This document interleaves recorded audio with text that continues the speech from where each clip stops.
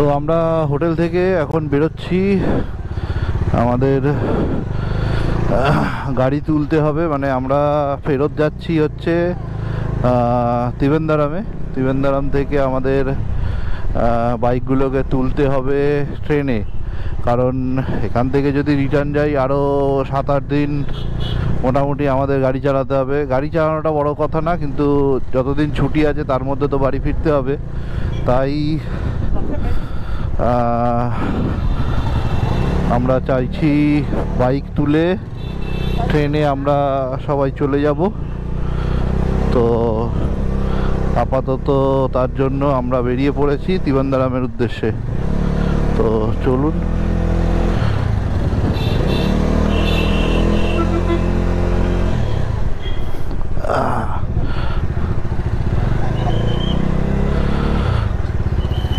এই উপরে উঠে আমরা চলে যাব সোজা।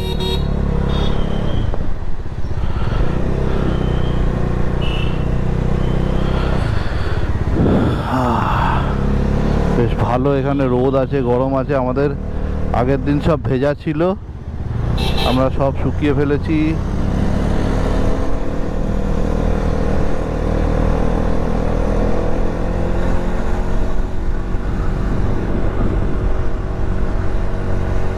তো এখান থেকে ত্রিবেন্দ্রম 90 কিলোমিটার। এইখানে দেখতে পাচ্ছেন ত্রিবেন্দ্রম সোজা, আর এখানে লেখা রয়েছে ত্রিবেন্দ্রপুরম 104 কিলোমিটার। মোটামুটি দুটো সেমই জায়গা, নামটা একটু আলাদা। তো চলুন, আপাতত আমরা বেরিয়ে পড়েছি সোজা। বিচ রোড ধরেছি আমরা, আর এই কন্যাকুমারী বিচকে আমরা এইবারের মতো বিদায় জানাচ্ছি। মেবি হয়তো আবার পরে কোনো সময় আসতে পারবো বা আসবো। তো চলুন, আপাতত রোড কন্ডিশন গুড। আর আমি আজকে পেছনে রয়েছি, সামনে রনিদা। মোহনা মতো রয়েছে, বেশ সুন্দর একটা নদী বেরিয়ে এসছে কন্যাকুমারীর ভেতর থেকে, এসে ভারত মহাসাগর বা আরব সাগরে পড়েছে। তো আমরা ওখান ব্রিজটা পার করে ডান দিক নিয়ে নিলাম। এই নদীটার গা ধরেই যেতে হবে হয়তো। এখানে একটা পাম্পার, এই লেখা রয়েছে ত্রিবেন্দ্রপুরম 96 কিলোমিটার এখান থেকে।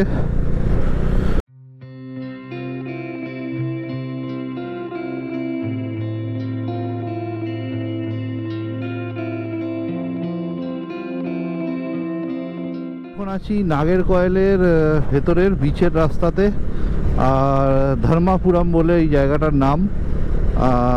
বেশ ভালো রাস্তা, বাট কিছু কিছু জায়গায় একটু প্যাচ আছে ছোট্ট ছোট্ট।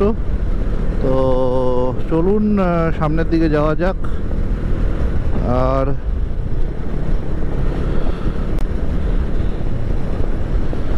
চলুন, এখানে একটা ছোট্ট ব্রিজ আছে, নদীর কোনো একটা নদী আছে।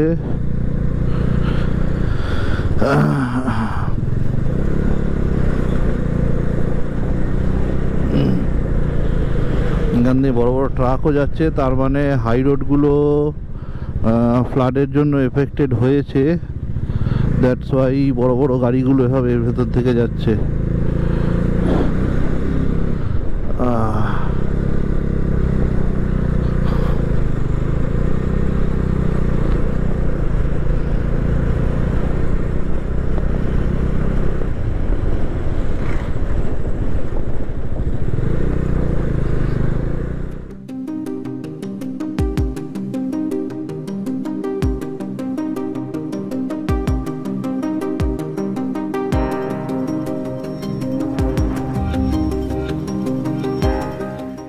ঢোকার আগে রাস্তাগুলো বেশ অন্যরকম, মানে ওই রোলার কোস্টার লাইনের মতো উঁচু নিচু, আঁকা বাঁকা, উঁচু নিচু।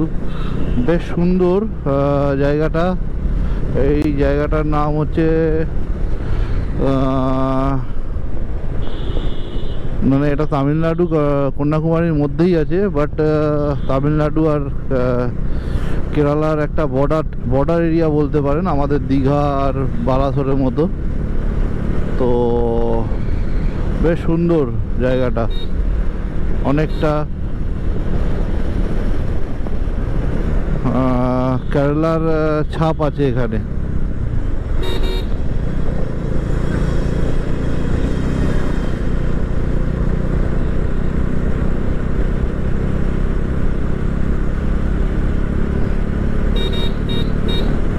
তো বন্ধুরা, আমরা এতক্ষণ মানে এখন আছি থুক্কালায় বলে একটা জায়গায়, কন্যাকুমারী তামিলনাড়ুর।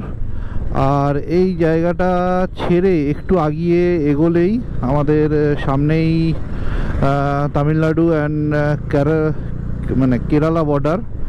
তো কেরল ঢুকতে আমাদের আর ধরুন 5-6 মিনিট লাগবে। 9 কিলোমিটার বলছে এখান থেকে। আর সামনে যে ডিভাইডেশনটা আছে হাই রোডের, সেটার ওখান থেকেই আমাদের ঢুকতে হবে। তো চলুন কেরল ঢুকবো। কেরল আমাদের এই ট্রিপের 6 নম্বর স্টেট হয়ে যাবে। আমাদের ওয়েস্ট বেঙ্গল, উড়িষ্যা, অন্ধ্রপ্রদেশ, পন্ডিচেরি, তামিলনাড়ু, তারপর কেরল ঢুকছি আমরা। তো 6 নম্বর স্টেট হিসেবে কেরল ঢুকতে চলেছি আমরা। তো এই মোড়টা থেকে আমাদের নিতে হচ্ছে বাঁ দিক, আমরা বাঁ দিক ধরে যাব। বাঁ দিকে ঢুকে পড়লাম। এটা মেবি এবার কেরল শুরু হবে। কেরল কি শুরু হয়েছে? বোর্ডে কি দেখা যাচ্ছে? এখনো শুরু হয়নি। বাপরে বাপ, এটা কি রাস্তা না অন্য কিছু?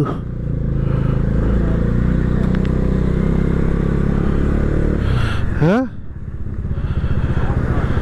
বাপরে বাপ यार।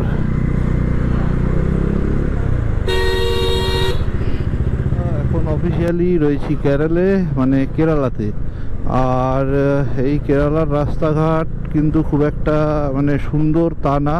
মানে ঢোকার মুখেই বেশ বিশাল বিশাল আমরা মানে গর্ত পেয়েছি, মানে পথহোল পেয়েছি। মানে সে গর্তের কত বড় গর্ত কিছু তা আইডিয়া নেই। তো এখন নর্মালি আমরা কেরলের বিচ রোড দিয়ে যাচ্ছি। এটা কেরলের বিচ রোড, আর একটার পর একটা শুধু চার্চ দেখতে পাচ্ছি আমরা। আসলে ওই দিকের হাইওয়ে এবং বড় রাস্তাগুলো ফ্লাডের জন্য এফেক্টেড হওয়ায় এই দিকের রাস্তাগুলোতে রাশ বেড়েছে মনে হয়। তো প্রচণ্ড, দেখুন এখানে এই বড় বড় গর্ত।